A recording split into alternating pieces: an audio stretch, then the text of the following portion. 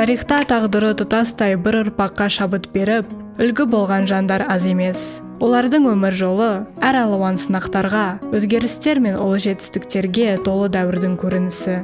Осындай дара жол иелерінің бірі рухы биік, адамгершілігі зор, жаны жайсаң азамат Елеусін Қайназаров. Оның өмір жолы ерлік пен табандылықтың, адал еңбек пен өз ісіне деген сүйіспеншіліктің жарқын үлгісі. Ол Ұлы Отан соғысы жылдарында танкист ретінде Майдан даласында ерлік көрсетіп, бейбіт өмірде елге тірек болып, айналасына қамқорлық танытып, жастарға тәлімгер бола білген тұлға. Әрбір сөзі мен ісі құрметке лайықты жан жақты, парасатты, жүрегі мейірімге толы азамат ретінде ол биік белестерді бағындырып қана қоймай, өзгелерге де жол көрсетті. Елеусін Қайназаров 1922 жылы Қызылорда облысының Қармақшы өңірінде дүниеге келген. Соғыс жылдарында Калинин майданында шайқасып, өздігінен жүретін артиллерия взводын басқарды. Ол батылдығы мен қайсарлығы үшін екінші дәрежелі Отан соғысы орденімен, жауынгерлік ерлігі үшін, қоғамдық тәртіпті сақтаудағы үздік қызметі үшін маршал Жуков медальдарымен және басқа да мемлекеттік наградаларымен марапатталды. Соғыстан кейінгі жылдары ол Қызылорда облысының дамуына және Қазақстан ішкі істер министрлігі жүйесінің қалыптасуына зор үлес қосты. Басшылық қызметтерде жүріп, жас мамандарды тәрбиелеуге айрықша мән берді. Еліміздің жетекші жоғары оқу орындарында дәріс оқыды. Ғылыми және әдеби қызметпен белсенді түрде айналысты. Оның еңбектері, атап айтқанда, тәуелсіз Қазақстан тарихына арналған алғашқы кітаптардың бірі және қазақстандық полиция тарихына қатысты іргелі зерттеулер, отандық ғылымға қосылған қомақты үлес. Елеусін Қайназаров, милиция полковнигі, тарих ғылымдарының кандидаты, доцент, КСРО ішкі істер министрлігінің еңбек сіңірген қызметкері. Ардагердің өмір жолы отанға адал қызмет етудің, туған елін өркендету жолындағы ерлік пен ерен еңбектің шынайы үлгісіне айналды. Ел алдындағы елеулі еңбегіне деген зор құрметтің белгісі ретінде 2025 жылғы 5 қыркүйекте Қызылорда қаласындағы Бәйтерек жаңа шағын ауданындағы көшелердің біріне Елеусін Қайназаровтың есімі берілді. Салтанатты ашылу рәсімі ұлы жеңістің 80-ші жылдығына орай ұйымдастырылып, оған қала әкімдігі өкілдері, ардагерлер, құқық қорғау органдарының қызметкерлері, зиялы қауым, профессорлар мен студенттер, сондай-ақ Қызылорда, Қармақшы және Алматы қалаларынан келген туған туыстары мен замандастары қатысты. Іс-шараға белсенді қатысқан тұлғалар қатарында облыстық ардагерлер кеңесі төрағасының орынбасары Өмірбек Мөрәліұлы Шаменов, Қызылорда облыстық полиция департаменті бастығының орынбасары, полиция полковнигі Оралбек Тәубәқабылұлы Омаров, еңбек ардагері, қоғам қайраткері Сәдуақас Әбдіқадырұлы Аңсатов, Қорқыт Ата атындағы Қызылорда университетінің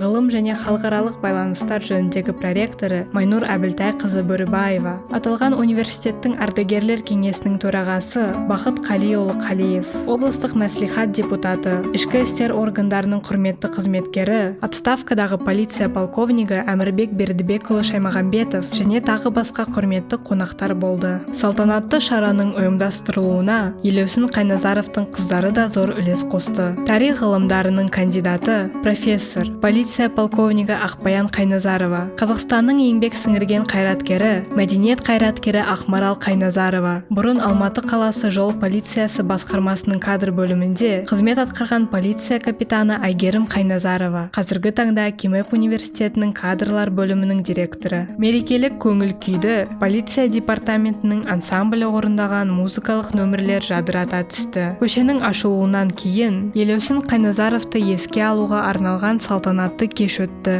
Кеш жүргізушісі Қызылорда қалалық жастар театрының директоры Нұрмат Мансуров. Шара барысында Елеусін Қайназаровтың өмірі мен қызметіне арналған деректі фильм көрсетіліп, облыстық филармонияның Томирис ансамблі қазақ биін орындады. Еске алу кешінде жүрек жарды лебіздерін білдіргендер қатарында Темірбек Жүргенов атындағы қоғамдық қордың құрметті төрағасы, құрмет орденінің иегері, Қызылорда қаласы мен Қармақшы ауданының құрметті азаматы Сәби Әбдіқадырұлы Аңсат, Қазақстан журналистер одағының мүшесі, білім саласының құрметті қызметкері Темірбек Езжанов, облыстық мәслихат депутаты, полиция полковнигі Әмірбек Шаймағамбетов, отставкадағы полковник Бақытгүл Орынбек қызы және өзге де қадірлі қонақтар болды. Еске алу кешінің ерекше сәтінің бірі Елеусін Қайназаровтың қыздары әкесінің кітаптарын Қызылорда облыстық әмбебап ғылыми кітапханасына табыстауы болды. Келесі күні 6 қыркүйекте Қармақшы аудандық руханият орталығында